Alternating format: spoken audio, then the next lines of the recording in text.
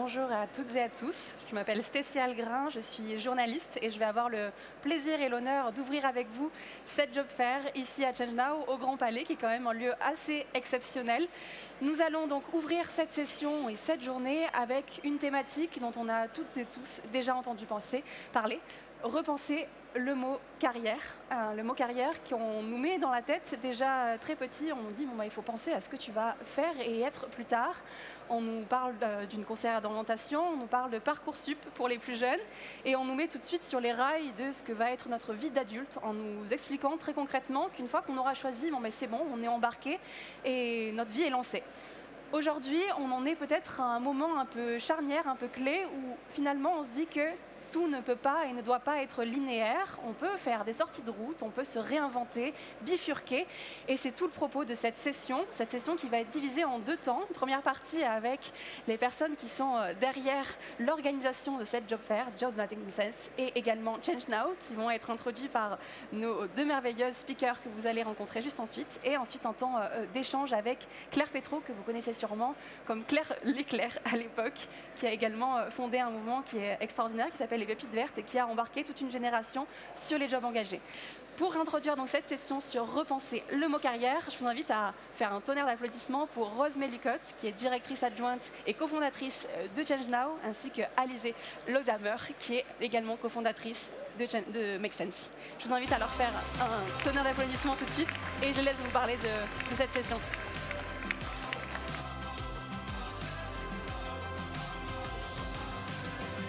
Bonjour à tous, et vous m'entendez bien? Pas du tout. Bonjour. Bonjour à tous, c'est un peu mieux.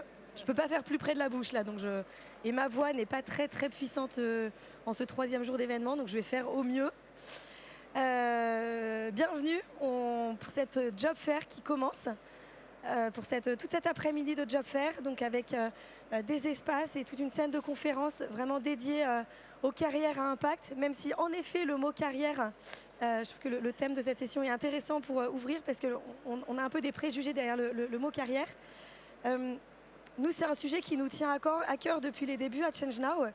Déjà, je dirais moi en termes de parcours personnel, parce que je pense que c'est à partir du moment où j'ai redéfini moi-même le mot carrière que ma vie a changé et que je me suis lancée dans ChangeNow. Le jour où j'ai arrêté de penser que la carrière, c'était uniquement des jobs déjà existants, c'était essayer de trouver dans quelle case j'allais aller. Mais quand j'ai compris qu'en vrai, et que j'ai vu des gens qui en fait créaient leur job, faisaient quelque chose qui leur venait des tripes, et en fait finalement partaient de ce driver personnel pour après, alors soit rejoindre des structures, soit imaginer leur propre parcours de vie, et qui sonnait mais tellement plus juste. Et ces personnes rayonnaient tellement plus que les personnes que je voyais dans mon entreprise. Voilà, donc c'est un sujet moi qui me tient à cœur depuis les débuts de ChangeNow. Également qui nous tient à cœur parce qu'en fait c'est essentiel. À titre individuel, c'est peut-être le levier le plus puissant que vous avez. De mettre en fait tout ce que vous avez appris, votre matière grise, vos bras, vos mains, votre cœur, 80 000 heures dans votre vie, puisque c'est ce que nous dit Mathieu Dardaillon.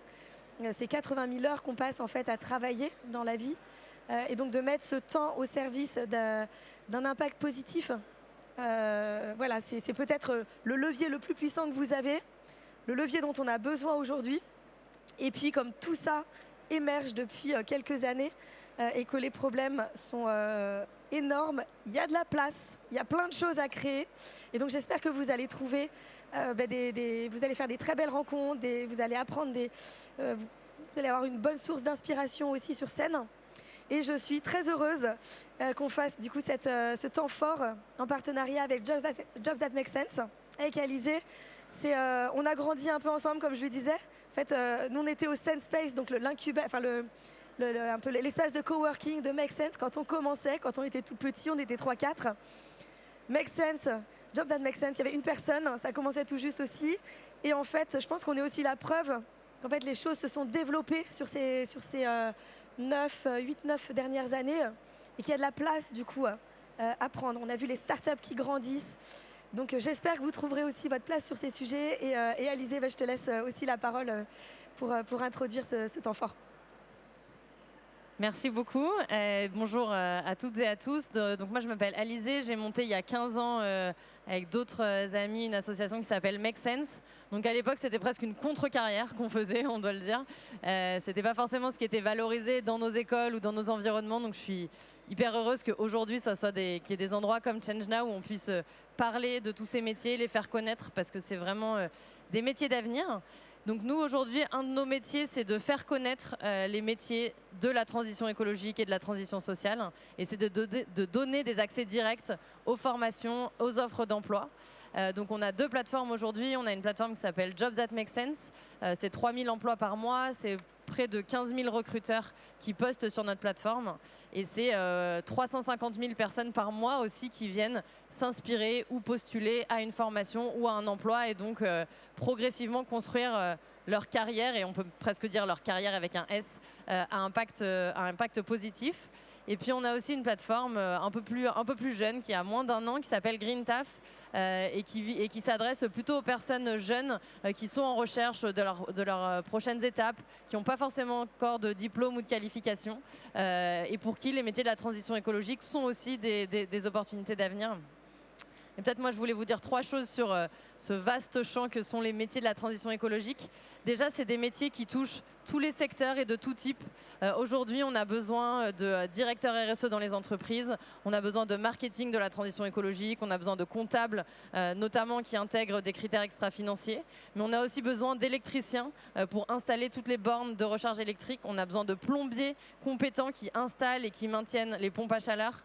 On a besoin de maraîchers, on a besoin de techniciens de maintenance dans des usines de méthanisation. Donc en fait, les métiers de la transition écologique, même si pour beaucoup c'est des choses lointaines, en fait c'est des métiers du quotidien. Ça va être de nombreux métiers et de nombreuses offres d'emploi. On estime qu'il y a entre 300 et 500 000 emplois directs dans la transition écologique qui vont être créés dans les 10 prochaines années, et le gouvernement nous dit que c'est 8 millions d'emplois qui vont être impactés par la transition écologique. Donc ça peut être aussi des métiers existants qui se transforment progressivement pour intégrer la transition écologique. Et puis enfin, moi j'y crois, et on y croit tous ici, c'est des métiers d'avenir. Beaucoup des métiers que j'ai cités sont pas ou peu remplaçables par l'IA. Et donc je crois que c'est vraiment aussi le moment de revaloriser des métiers de terrain, des métiers où on construit, on fabrique, on répare, on prend soin. Parce que même si l'intelligence artificielle nous bouscule, on vit dans un monde qui lui n'est pas artificiel, qui a des limites, qui est un monde aussi naturel et physique. Et donc je pense que vous êtes au bon endroit aussi aujourd'hui pour la prochaine révolution industrielle qui n'aura, à mon sens, pas d'autre choix que d'être écologique. Voilà, donc très bon après-midi de conférence, et puis il y a tous les stands, et on a les stands de Jobs That Make Sense et GreenTaf aussi là-bas si vous voulez vous renseigner. Merci beaucoup.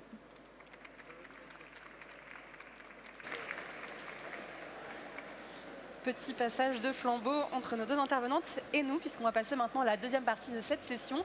On va pouvoir échanger avec Claire Pétro, qui est autrice d'un ouvrage qu'elle va nous présenter dans quelques instants.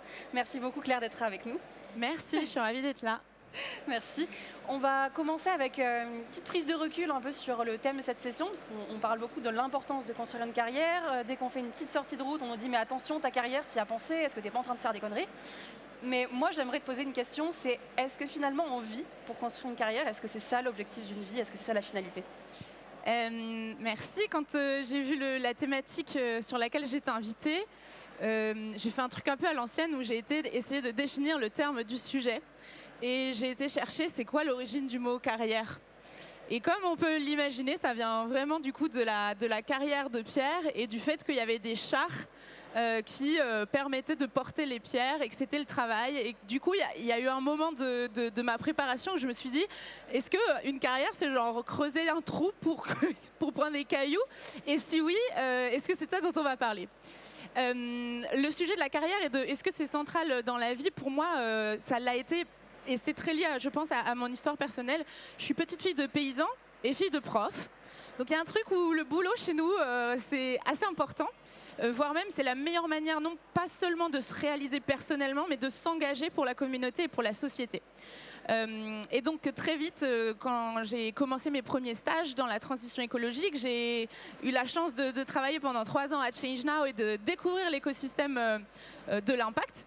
Je me suis dit que ce sujet du travail, il permettait de faire de l'écologie quelque chose d'universel parce que la plupart des personnes cherchent à travailler pour financer leur mode de vie et donc ça allait me permettre de parler d'écologie à plein de personnes. J'ai été jusqu'à écrire du coup ce livre effectivement qui s'appelle « Je bosse pour la planète ». Donc tout ça pour dire que pour moi, la carrière c'était hyper central. Attention le plot twist. Parce que c'est le travail aussi qui nous permet de faire du lien et de transformer. Donc j'ai créé Les Pépites Vertes, qui est un média qui présente les métiers de l'écologie, et le Club des Pépites, qui est une association qui fédère des jeunes pros de l'écologie. Pour autant, comme certaines des personnes peut-être dans la salle, j'ai compris à un moment, bien malgré moi, qu'il n'y avait pas que le travail dans la vie. Je ne sais pas, à main levée, est-ce qu'il y a des gens qui ont dû réaliser ça un peu récemment, peut-être sous la force? Oui. Voilà, en général, on se reconnaît. Et donc là, nouvelle approche. Je reste passionnée par le travail, je reste passionnée par les gens avec qui je peux connecter, mais quel espace je vais donner au reste? Et c'est aussi pour ça que des communautés de pairs qui sont passionnés par le travail et par l'écologie, ça aide des fois un peu à retomber dans les trucs plus légers. Et je finis par dire, alors que j'ai créé un livre qui s'appelle « Je bosse pour la planète », il n'y a pas que le travail dans la vie. Ouais. Merci de le rappeler. En effet, c'est un truc qu'on a tendance à oublier, notamment quand on essaie de trouver une carrière qui a du sens. On a tendance à faire un peu tout se mêler finalement qui on est individuellement, vraiment personnellement dans nos tripes et qui on est vis-à-vis de la société et vis-à-vis aussi parfois de rêves qu'on nous a un peu implantés dans la tête avec des forceps, notamment en tant que femme aussi. On nous rappelle que si on n'a pas une carrière, finalement, qu'est-ce qu'on est? Est-ce qu'on est en train de finalement être à l'opposé de nos valeurs féministes? Il y a un peu toutes ces choses qui aussi s'opposent dans nos têtes. Tu l'as dit, tu as monté une communauté qui s'appelle Les Pépites Vertes, que tu as transmis aujourd'hui. Tu as quand même passé 5 ans à travailler sur ces thématiques. Est-ce que tu pourrais nous partager un peu les apprentissages principaux que tu as pu avoir pendant ces années-là? Pour moi, la plus grande réussite des Pépites en tant que projet entrepreneurial, ça a été de créer du lien. Et de toujours dès le départ se concentrer sur la facilitation de ce lien. Je le disais, j'étais directrice de la communication à Change Now pendant le confinement, enfin pendant 3 ans puis pendant le confinement, et donc j'ai pu entreprendre pendant le confinement sur ce projet de Pépites avec une obsession, c'est comment on connecte les gens et comment on crée de la valeur à faciliter les interactions sans se poser la question du modèle économique. Et du fait, à la fin, donc les Pépites Vertes en tant que structure économique, c'est terminé. Pour autant, vous voyez, l'association, elle existe encore. Et ça a été mon premier apprentissage. Dans le monde dans lequel on vit et dans cette intensité économique dans laquelle on vit, le plus important, c'est de maintenir le lien, les relations, et avec ses anciens employeurs aussi. Je donne un exemple, Change Now, je suis partie, pour autant, je ne suis jamais vraiment partie. Et tous les ans, je reviens. Et donc, cette capacité à vraiment prendre soin de son réseau, pour moi, c'est vraiment la première clé. La deuxième clé et le deuxième apprentissage des Pépites Vertes, c'est comment est-ce qu'on a fait pour être hyper explicite sur les valeurs de la communauté. Par exemple, on est des gens très très drôles. Là, on ne vous entend pas rire, mais je sais que vous riez à mes blagues. On a mis la légèreté au cœur de notre manière de faire communauté. Et en même temps, on est des gens très pragmatiques. On n'était pas là pour dire « il y a qu'à faucon ». On avait envie de porter des vrais projets, de mettre en lumière des vraies solutions.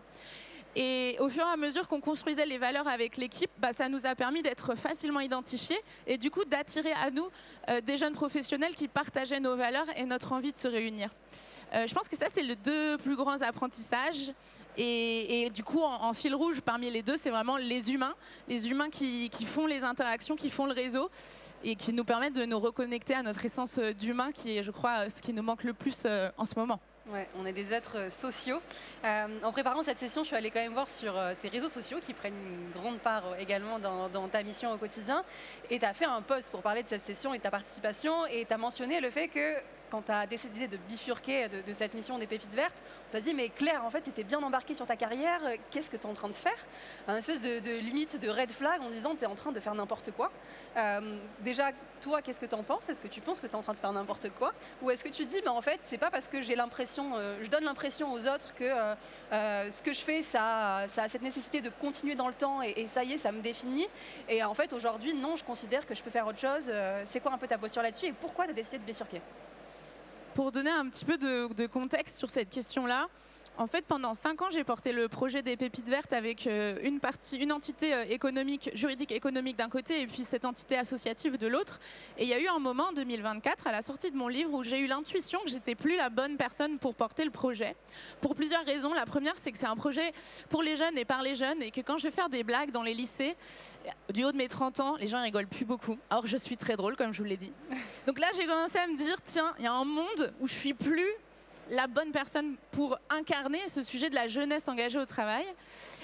Et puis, il y a eu aussi une fatigue qui était liée plutôt sur le mode de travail. Je travaillais beaucoup, je prenais les trains tout le temps, j'allais faire des conférences et des tournages dans toute la France. Et c'était la mission même des pépites que d'aller partout en France parce que je voulais décentraliser ça de Paris vu que je viens d'une petite ville dans le Maine-et-Loire. Mais mon corps, lui, il était un peu en mode, ok, bonne idée, mais nous, on est un peu fatigués, on aimerait bien dormir. Et du coup, sur le papier, effectivement, ça marchait bien. Je restais invitée dans les entreprises, dans les universités, dans les médias. Mais à l'intérieur de moi, j'avais plus envie d'y aller. Et donc, quand j'ai fait ce choix, ça a été très perturbant pour plein de personnes. Les personnes qui avaient l'impression que tout se passait bien, ils étaient un peu en mode « Oh là là, qu'est-ce qu'elle nous fait celle-là ?» Ma famille qui était en mode « Ah non, on commençait enfin à comprendre ce que tu faisais. » Et moi-même, parce que j'avais un statut social, j'avais une crédibilité, des abonnés, et je me suis dit, si jamais je change de sujet, est-ce que je vais perdre en cohérence? Est-ce que je vais perdre des abonnés? Est-ce que je vais perdre du sens? La réponse est oui. J'ai énormément perdu. J'ai perdu des abonnés, par exemple, sur Instagram. Tous les jours, je voyais les gens qui se désabonnaient en mode « Mais qu'est-ce qu'elle nous raconte des trucs qui n'ont rien à voir avec la raison pour laquelle on s'est abonné ?» Et je pense qu'il faut... c'est vraiment mon intuition, il faut s'autoriser à perdre des choses quand on est en transition. Parce que si on veut absolument s'accrocher comme une huître à un rocher, à quelque chose qui ne nous correspond plus et qui n'est plus aligné, peut-être on maintient du coup la situation, le statu quo, mais on s'éloigne encore plus de nous. Et donc j'ai fait un gros travail avec un coach sur cette notion de perte, qui m'a amenée en tant que personne hypersensible à aller rencontrer cette émotion, cette tristesse que j'avais aussi du deuil évidemment de la fin d'un projet qui m'a définie. Et maintenant seulement, je commence à réaliser que sans passer par ces émotions désagréables et par cette conscience de la perte et du deuil, j'aurais jamais pu reconstruire quelque chose d'autre après. Je crois que c'était une étape qui était nécessaire. Ouais, finalement, de faire le deuil de ce qu'on a été, de se dire c'est une phase de transition, c'est OK. Mais en effet, je pense que parfois, il y a des peurs aussi qui sont beaucoup plus poussées aussi sur nous par les gens qui nous entourent, qui eux avaient en effet créé cette image de qui on est, de ce qu'on fait, de où on va. Et on se dit, comment est-ce que moi j'arrive à me recréer avec cet environnement? J'ai vu aussi que tu essaies de t'ouvrir à un nouvel écosystème plus international, parce que tu as aussi peut-être besoin de t'ouvrir à des personnes qui ne te connaissent pas encore forcément, avec tous ces a priori et tout ce vécu que tu as pu avoir. Il y a de ça beaucoup. Ça fait 7 ou 8 ans que je suis dans l'écosystème de l'économie sociale et solidaire française. Et du coup, j'ai l'intuition qu'il faut que j'aille voir ailleurs pour me nourrir à nouveau et rafraîchir un petit peu ma vision.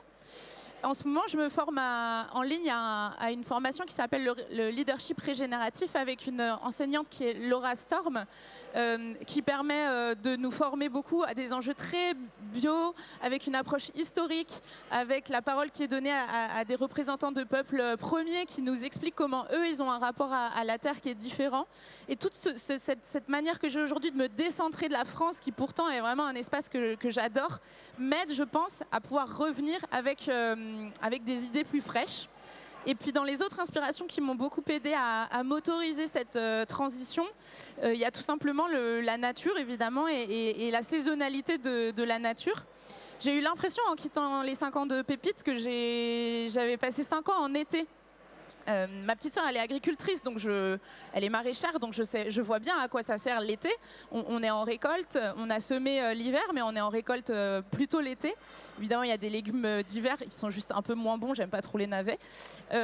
Mais du coup, j'étais en mode, mais moi, c'était quand la dernière fois que j'ai genre hiberné ? Et du coup, j'ai commencé à me dire, tiens, c'est rigolo, cette histoire de saison, elle est un peu métaphorique. On a un peu l'impression que je suis en espèce de grande section et que la semaine prochaine, je ferai une conférence sur les jours de la semaine. Mais elle marche hyper bien. Et donc, je commence à tester ce discours auprès de dirigeants, auprès d'étudiants. Et je suis en mode, mais pourquoi on est autant déconnecté des saisons et de la nature ? Et si ça faisait partie des référentiels simples qui pourraient nous aider chacune à nous dire en quelle saison je suis vraiment. Typiquement, moi en ce moment, je crois que je suis en automne. Parce que je sors de mon été, mais je suis toujours pas dans mon hiver, sinon je serais pas en train de parler devant vous. Et à un moment, il va falloir m'enlever le micro. Et ça me fait du bien de me dire, ok, c'est quoi le rôle de l'automne ? Pourquoi tu as encore le droit de prendre un petit peu la parole, Claire ? Parce qu'après, tu vas te taire. Et ça m'aide un petit peu de créer des narratifs comme ça, vu que moi je suis une personne, vous l'entendez, mon truc c'est le storytelling et j'ai besoin des histoires pour m'aider à traverser les épreuves. Donc ça fait partie du récit qui m'aide en ce moment. Ouais. Et c'est marrant ce que tu dis sur le fait de aussi s'autoriser à faire des pauses. Je trouve que dans le fait de repenser les choses, de redéfinir, de faire des pauses aussi et d'être en hiver, il y a quand même aussi le fait de pouvoir et de se le permettre. Et aujourd'hui, on n'est pas toutes et tous en capacité, en mesure de faire cette pause. Comment est-ce que tu t'es créé un environnement dans lequel tu te disais, bon ben là, je peux le faire. Est-ce que tu as des conseils à donner aux personnes qui disent, bah, là, j'ai envie d'aller hiberner, par exemple ? Je pense que tu as raison de nommer les enjeux matériels associés à une pause, puisque ça va forcément avec un financement qui n'est pas accessible à tout le monde. Certaines personnes peuvent avoir bénéficié de l'aide au retour à l'emploi et du chômage parce qu'elles sont en travail d'un nouveau projet professionnel. Pour d'autres, ça n'est pas le cas. De mon côté, en fait, j'allais pas avoir le chômage parce que en tant que dirigeante assimilée salariée, j'avais pas cotisé pour que ce soit possible. Et puis c'est pas quelque chose qui est très accessible quand on est entrepreneur. Et donc je me suis dit, il faut que je change ma manière de penser ma rémunération et que je réfléchisse à l'année et non plus au mois. Et que je me dise de combien j'ai besoin pour vivre ces 10 mois de pause et comment est-ce que je peux trouver les partenaires qui me financent des prestations en amont pour me permettre de financer mon break. Et je me suis vue comme un petit écureuil qui va collecter plein de noisettes et qui les ramène dans son terrier et qui, pendant l'hiver, ne va pas aller chercher des nouvelles noisettes, mais manger ces petites noisettes pour réfléchir à la prochaine récolte de noisettes. Et du coup, c'est l'intuition que j'ai en ce moment que de parler de plus en plus au profil peut-être freelance et indépendant à qui ça peut faire particulièrement écho. Est-ce qu'on est toujours obligé de penser le revenu de manière mensuelle ou est-ce que de le penser trimestriel ou annuel, ça pourrait pas nous aider aussi à s'autoriser plus de pauses? Pour le moment, j'ai pas encore la réponse et la méthode, mais peut-être si vous vous abonnez à ma newsletter, je saurais vous en dire plus. On aura la réponse à notre question. Je vois qu'il nous reste pas beaucoup de temps. Tu as été quand même très mystérieuse sur ce que tu allais faire comme projet ensuite. On a eu des oui, ça arrive, etc. Voilà ce que j'ai envie de faire. Est-ce que tu pourrais nous en parler un peu sur ce que tu es en train de préparer et à quoi ça va ressembler surtout? Oui, la première chose que je vais faire, c'est que je vais lire mon livre. Et je le disais beaucoup en l'écrivant. Dans ce livre, il y a toute une liste de questions de qui je suis, qu'est-ce qui compte, quelles sont mes valeurs, où sont mes forces, qu'est-ce que j'aime faire dans la vie. Et ça, c'est des choses que je fais beaucoup, que j'écris beaucoup pour m'aider à rester alignée. Il en reste que 2 à la librairie, donc voilà, et j'en ai un en plus si jamais ça vous intéresse. Pour ce qui est du reste, donc moi je m'autorise cette pause avec l'intention de revenir avec un projet prêt en novembre-décembre. J'ai l'intuition, et vous pourrez me dire ou m'écrire si ça vous parle, que ce sujet de la saisonnalité peut faire écho, que ce projet de communauté que j'ai eu avec les pépites vertes pourrait peut-être fonctionner sur une autre promesse qui serait comment on se reconnecte plus aux saisons, comment on réinvente nos modes de travail par rapport aux saisons. Et donc pour pouvoir explorer tout ça, j'ai 10 mois devant moi où je vais lire, rencontrer des gens, faire des interviews et puis peut-être, je l'espère, écrire un nouveau livre avec tous mes apprentissages. Et en attendant, on peut te suivre où? Et donc, vous pouvez me suivre sur Instagram, Claire Petro, et sur Substack, la newsletter qui m'accompagne pendant toute cette exploration. Elle s'appelle Deuxième album, parce que j'ai un énorme melon et que je me prends pour une chanteuse en train d'écrire son deuxième album. Donc, n'hésitez pas à vous abonner. On a hâte de l'écouter. Merci beaucoup Claire, merci à vous. Ça marque la fin de cette session sur redéfinir le mot carrière. Je vous invite à rester puisqu'il y a un ensemble de sessions qui vont s'enchaîner toute l'après-midi. Et je vous retrouverai un peu plus tard sur cette même scène. Je vous remercie. Merci Stacy.